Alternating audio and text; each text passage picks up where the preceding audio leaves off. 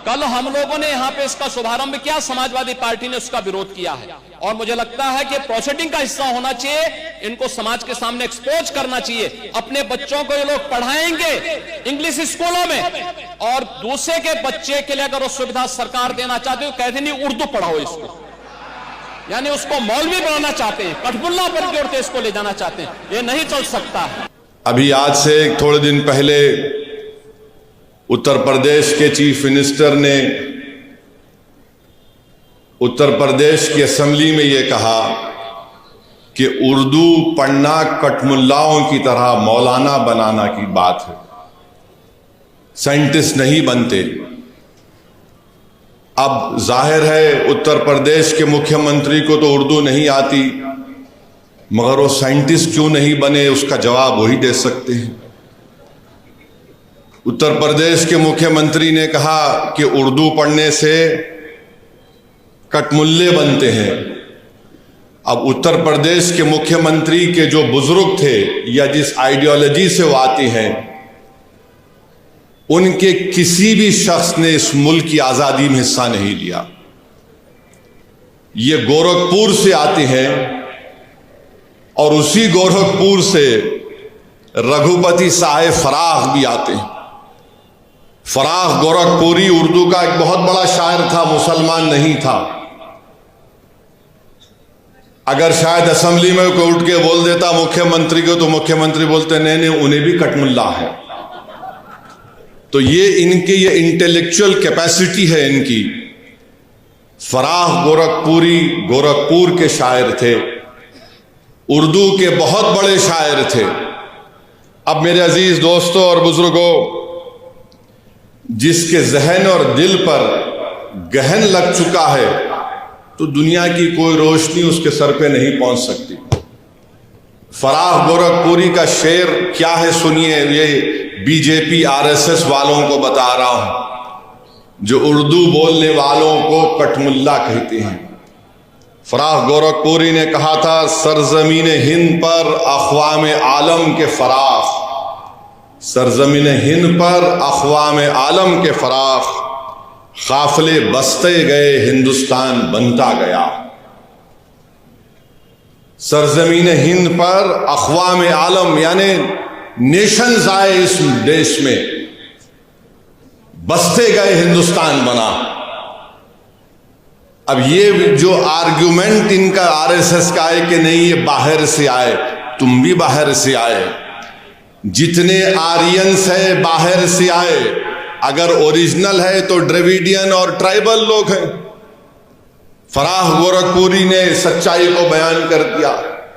अब इनको नफरत इतनी उर्दू से है कि इनको शायद ये भी नहीं मालूम होगा कि हसरत मोहानी ने कलकत्ता में अंग्रेज लीडर कौन था, मॉन्टेग्यू के खिलाफ हसरत मोहानी ने नारा लगाया था। क्या नारा लगाया था? इनकलाब जिंदाबाद, इनकलाब जिंदाबाद।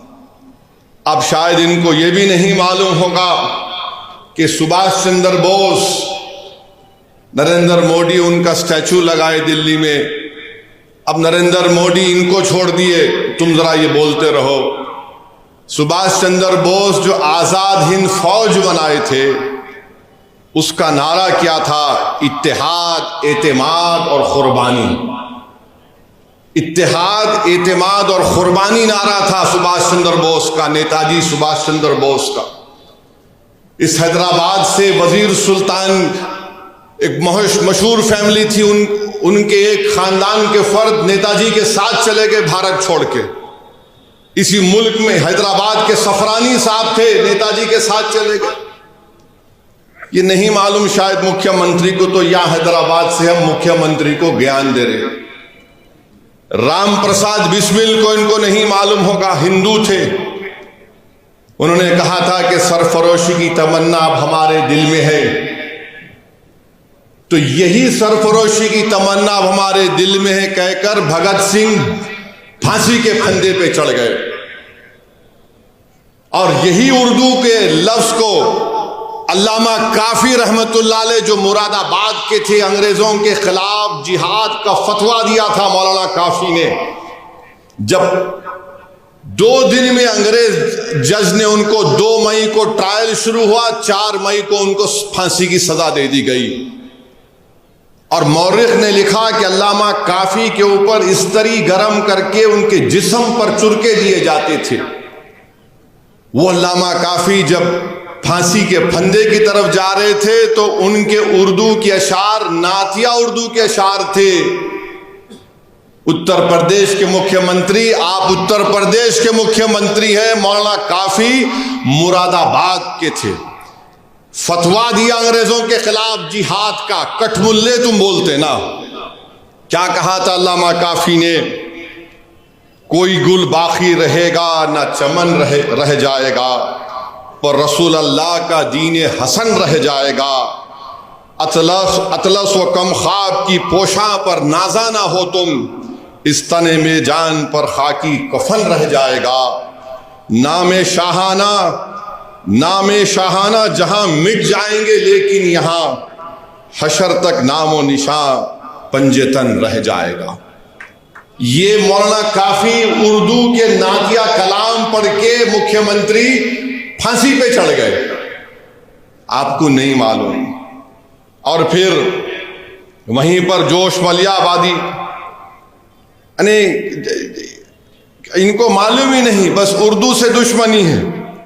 और फिर ब्रिज नारायण चक, बस ये भी हिंदू थे मुख्यमंत्री। इन्होंने क्या लिखा? ए खाके हिंद तेरी अजमत पे क्या गुमान है, दरियाए फैज कुदरत तेरे लिए रवा है। ये ब्रिज नारायण ने लिखा उर्दू में। फिर आज इन्हीं की ये बात, फिर मुजाहिद आजादी मौलाना शौकत अली खिलाफत तहरीक में बहुत बड़ा रोल उनका। राउंड टेबल के लिए बरतानिया गए तो मौलाना शौकत अली ने कहा कि अगर मैं हिंदुस्तान को आजाद नहीं कराऊंगा तो मैं भारत को वापस नहीं आऊंगा। जब भारत से गए मौलाना शौकत अली तो बैतुल मुक़द्दस में उनका खैर मुक़द्दम हुआ। 2 लाख लोग मौलाना शौकत अली के इस्तकबाल के लिए बैतुल मुक़द्दस को आए थे। उसके बाद वो बरतानिया गए, राउंड टेबल कॉन्फ्रेंस हुई। उनका एक मशहूर तकरीर है, रामपुर के थे मुख्यमंत्री मौलाना शौकत अली, आपको नहीं मालूम होगा।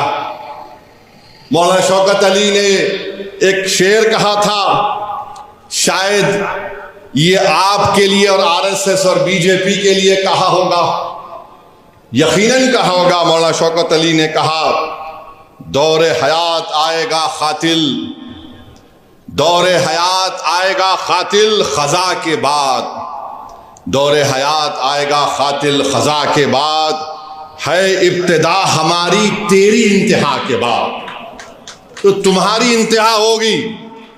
आज तुम इख्तिदार के नशे में बड़ा अनाब शनाब बक रहे हो, बके जाओ। मगर मेरे अजीज दोस्तों और बुजुर्गों, वतन अजीज का हाल तो ये है कि जोश ने सही कहा था, वो आज के इस दौर के लिए भी मुनासिब है। जोश ने लिखा था, ऐ हम नफस फसाने हिंदुस्तान ना पूछ, ऐ हम नफस फसाने हिंदुस्तान ना पूछ, अपना गला खरोशे तरन्नुम से फट गया, अपना गला खरोशे तरन्नुम से फट गया, तलवार से बचा तो रगे गुल से कट गया। ये जोश ने कहा था, जो आज हमारे मौजूदा मुल्क के हालात पर सही तरीके से उतरता है। तो हम उत्तर प्रदेश के मुख्यमंत्री को एक और इत्तला दे रहे हैं कि भारत की लोकसभा में ओम बिरला स्पीकर ने ऐलान किया कि जो कोई भी भारत की पार्लियामेंट में, लोकसभा में जो तकरीर में भाषण देगा उसका तर्जुमा उर्दू में होगा। अब आप क्या बोलेंगे स्पीकर को? उर्दू आप जो जबान में देंगे, कई जबानों में तर्जुमा होगा। तो इनको नहीं मालूम ये उत्तर प्रदेश के मुख्यमंत्री को यह भी नहीं मालूम कि उर्दू उत्तर प्रदेश की तहजीब का हिस्सा है। ये उत्तर प्रदेश और आरएसएस बीजेपी के लोगों को नहीं मालूम कि उर्दू को कॉन्स्टिट्यूशन का प्रोटेक्शन है, आइन की हिफाजत उसको मिलती है दीगर जबानों की तरह। उत्तर प्रदेश और मोदी को नहीं मालूम कि हर मुसलमान ही उर्दू नहीं बोलता, बल्कि ये मुसलमानों की जबान नहीं है, ये इस देश की आजादी की जबान रही है, ये इस मुल्क की जबान है। अब आप चले जाइए, नवायत मुसलमान है, कर्नाटका में उर्दू नहीं बोलते, कम बोलते। केरला चले जाइए, मोपिला अलग जबान बोलते, मलयाली बोलते। तमिल लोग तमिल बोलते, मुसलमान।